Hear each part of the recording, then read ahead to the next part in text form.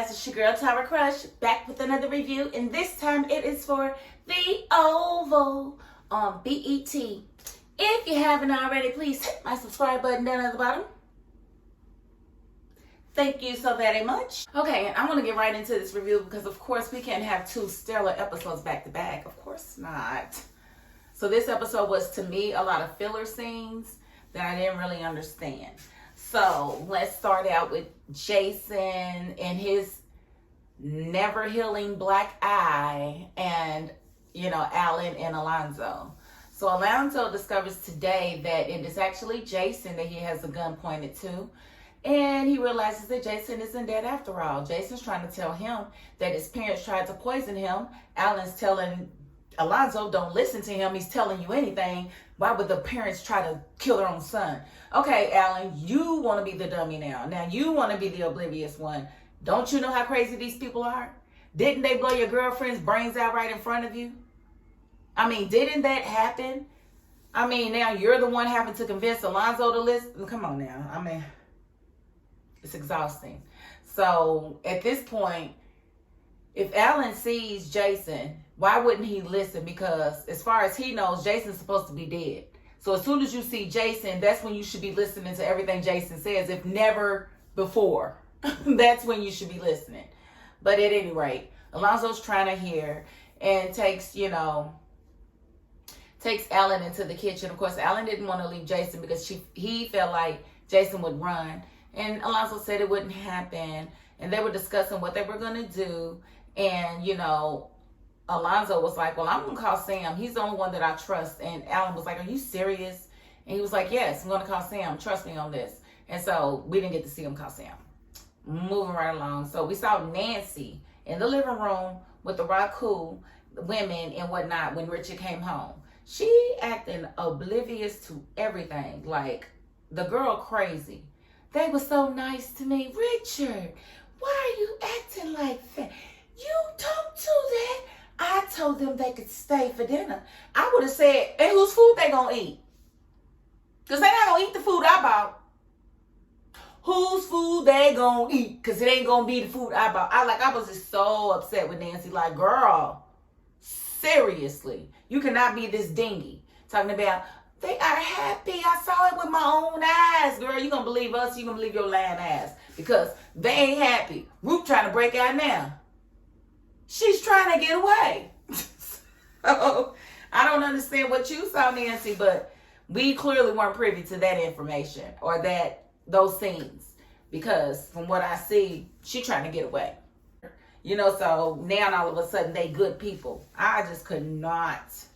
I couldn't. I just couldn't. And so I won't. Okay? I won't.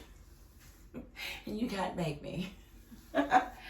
Okay, so let's move along. We got Bobby and Priscilla. And they pull up at the house. And because, Bobby done talked to Max and told Max that, they was going to go to a hotel, but now Priscilla wants to go to the house. And when Bobby gets there, Max, of course, told him, you're going to wind up dead. Don't worry about it. You going to keep doing this? You really going to do this? And he didn't want to hear from Max. And we all know that Bobby is, hurt people. Lily hurt him, so now he's ready to hurt or do whatever to stop feeling that hurt for the moment.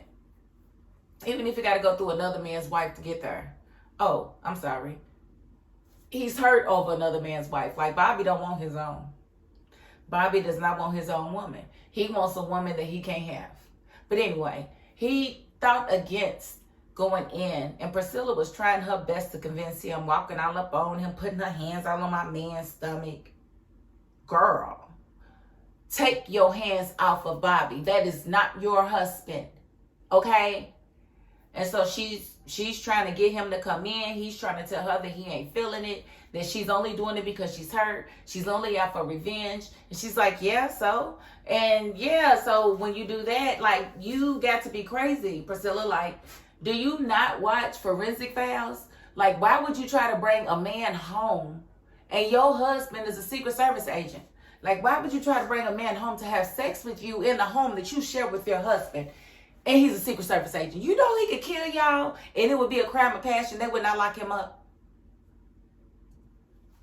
She got to be nuts. She got to be nuts. And of course, Bobby's trying to get out of there. She ain't trying to let him. Then here comes Sam, we're going to call him the little leprechaun. Here he Here he come. I'm sorry. Because he was walking fast. Hey, get away from my wife. Get away from around here. That's what he said. He said, get on away from around here. I said, Sam country as hell. Oh my God. And Bobby just looking at it. Here go Priscilla. Is that way you gonna let him talk to you? You gonna let him talk to you like that? Huh? Like a kid?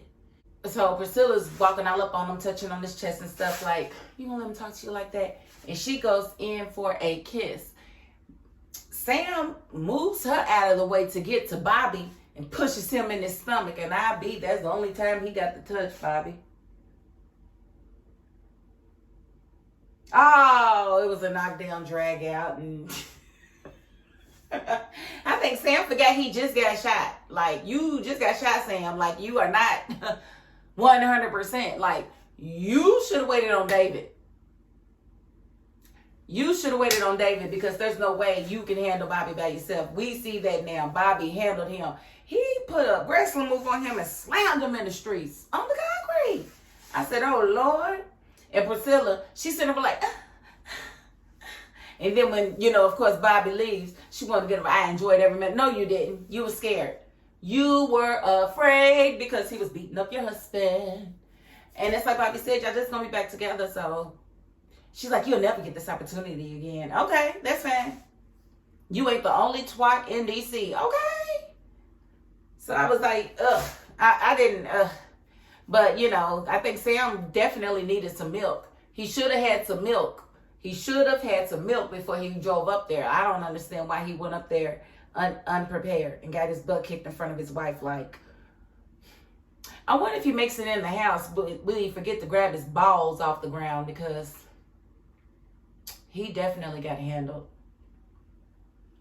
Okay, and so then we see Hunter, and he sees Victoria on the phone. He wants to know who she was talking to, and he's telling her, no, you're going to tell me, and blah, blah, blah, and he thinks that she's trying to set him up, and he's going to figure it out, and he doesn't believe that she actually went to kill Jason, and she thinks that she had him move. Like, I don't think Hunter's thinking, like, how much cocaine have you done, bro? Like, what would be her motivation to move Jason and act like he's dead? What would be her motivation for that when she's trying to keep the administration together with everything her little evil hands can do? It doesn't even make sense for you to be thinking she's in on it. It doesn't. Now, you asking, was she on the phone with Sam? That makes sense because, hey, they were screwing, right? On at least one occasion. So I get that, but the whole, you're in on it, you had him moved, and I'm going to find out about it. Yeah, you're going to wind up getting y'all in trouble and hopefully out of the White House because this is not the way. And I really wanted to see, Eli and his wife, Simone. I wanted to see them have their conversation, but of course we ain't going to get to see that. We only got to see Victoria and her lizard face, that side of it hanging up. I'll call you back. No, you won't, because he's in the bed with his wife. So, and then we move on to Sharon and Dale. They are in Dale's truck driving, and they're headed to Nancy and Richards, but she decides to take a pit stop over to Kareem's because she wants to know why Kareem told him he could not come back. Now, mind you, I still want to know where his money is. You haven't paid anybody any rent, and you've been working there for a while, and I know you've been getting paid. You need to get your own spot, bro. You need to get your own. I don't care if you got to go to Be More. You need to get your own spot, and that's just that. And so, so that's just that. And so she's like, go over Kareem's, and they go over Kareem's. Of course, Kareem is there. But Kareem is there with his cousin, and they're still trying to figure out how to get rid of Barry's body. And we know it's a body now because Kareem said that he's starting to smell him. But my whole thing is, how are you starting to smell him when he ain't even been dead that long? He literally been dead for a day. But I guess he could start stinking in the day. I don't know. I ain't never really been around no dead bodies like that. Let me not sound like the person who knows what a dead body when it's supposed to start stinking, okay? I'm not that person. I'm not her. So, his cousin's like, you need to cut him up. He's like, I can't do it, man. You know, I can't do it, man. He might as well say, I'm a coochie, man. You know, I'm a vagina, man. So, you know, dude's like, I can get somebody over here to do it, but it's going to cost you $10,000. Why you didn't tell me that at first, man? Because you said you was going to do it. You asked him for his help. He said you have to cut him up and put him in bags so that y'all can get him out of there. Now you want to roll him up in a doggone rug and put him in your cousin's truck? Because, like, you're not putting his body in my truck.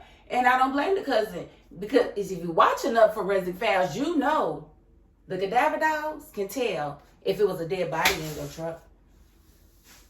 Because some pheromones or something we give off, it only comes off of dead bodies.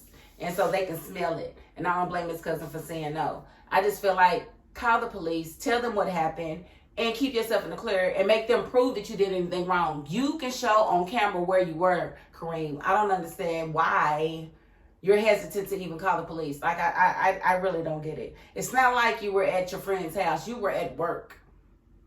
At work. So it makes absolutely no sense to me. But of course they're there trying to figure out what they're gonna do, and there's a knock at the door. Who is it? It's Sharon. Open the door, Kareem. Open the door. He don't want to open the door. You know, he's dumb, he's stupid, he's panicking. He don't want to let her in because she's gonna know that Barry's dead, and she's gonna think that he killed him. Now, what's going to wind up happening is hopefully, Kareem does something to actually commit a crime. You know, tampering, well, no, not really tampering with physical evidence, but, you know, abuse of a corpse. Hopefully something like that will come into play and he gets to go away to jail for a long, long time. For a long, long time. Let's talk about Lily real quick. Lily in the hospital, you know, the police officer did kind of push up on her like, you beautiful. He should be treating you like a queen. And she said, queen, that's a wonderful word. Because her husband a queen, you feel me? So I thought it was funny. He made her put his phone number in her phone, and she did. And I don't know, maybe she'll call him one day, maybe she won't. But he definitely rubbed Donald the wrong way, because Donald was basically like, I'm taking my wife with me, she's leaving. And he's like, no, she's not until the doctor says she can go, and blah blah blah. And I thought it was quite funny because Donald, he was pointing at her left shoulder, right? And he said that he was going to stick his finger in that hole. And she got up and moved, but it was her right shoulder that got shot. Somebody should have told him it was her right shoulder that got shot. He pointed to the wrong shoulder. This is the stuff I be noticing. Either way it goes, the police officer won because he definitely stepped outside. But he did tell Cal to come to the hospital. So I don't know what's going to happen to the police officer. Maybe he won't make it for Lily to be able to talk to him. Because Lily told him, you know, it's gonna be your funeral. And of course, Donald said the same thing. It's his funeral, right? It's his funeral? All right, as long as he knows. And it's like, bro, I need for a certain person who writes this show to get a little bit more creative with the things that he says, because he just says everybody saying the same thing, and it's kind of boring. Okay, just want to talk about Nancy actually feeding these people. You know, Marva and all. The Most High doesn't lie. The Most High doesn't lie. Shut up. Shut up. Like, I'm just so sick of that whole little facet. But, you know, they've eaten, and, you know, Nancy Stanley trying to get Richard to eat. You need to eat. You need to shut the freak up at my dinner table. That's what you need to do, Nancy. You need to shut it up. I'm sorry, they wouldn't be eating my food. Not at all. Y'all had my wife for how long? All day? Yeah, all right. And she act like she had sex with the Most High. Now, they done told Richard that, they done told Nancy that she can come back and see Callie whenever she wants to because she got a pure heart or whatever. But they gonna tell Richard that Neither he, his wife, the government, or anybody better not come back around to the compound, or he gonna litter the front gates with the 72 children that he has behind the gates, starting with Callie. And, you know, of course, Richard told him to get on out of his house. And he said, all right. He said, but Barry was a warning. He said, Barry, what you did to Barry was wrong. You nearly took his life. He said, oh, I'm sorry. He doesn't know. We did kill Barry. What are you talking about? And got ready to leave. And Richard walked up on him. He said, if you touch him, I will kill you. Mind you, Nancy in the kitchen. They right in the doorway. You heard him say that, and you not mad that he's threatening to kill your husband?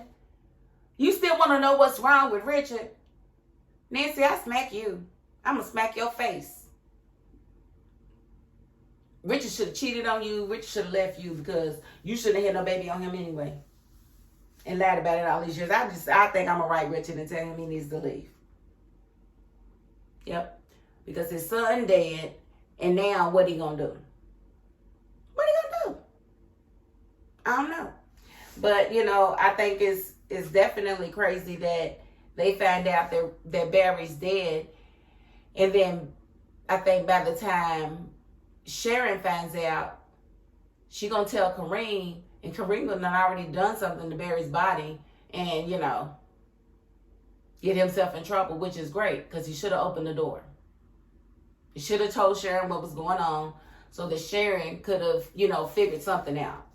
But no, he didn't want to do that. So we'll see how that works out. I just hope it works out to his detriment since Barry already gone. And again, I'm not sad about Barry at all because Barry's character was really a thorn in my side. He didn't add anything to the script, and his character didn't develop into anything but a whiny boy that he was as soon as he found out that his daughter was gone. So it is what it is. Bye, Barry. Loved ya. It's great while it lasted. Blah, blah, blah. Again, this was a decent episode. It just doesn't compare to the episode from last week as far as I'm concerned. But I'm not complaining. I'm not complaining. If we can get an episode like that for the rest of the season, it'll be a good season. Because that was at least decent enough. You know. We'll have to see. So again, if you haven't already, please hit my subscribe button down at the bottom. Thank you so very, very much. And if you are not the subscribing type, you know what? I appreciate you anyway because you got to the end of this video. And it's more than I can ask from anybody. So thank you too. Okay? And that is my $5.02. Peace.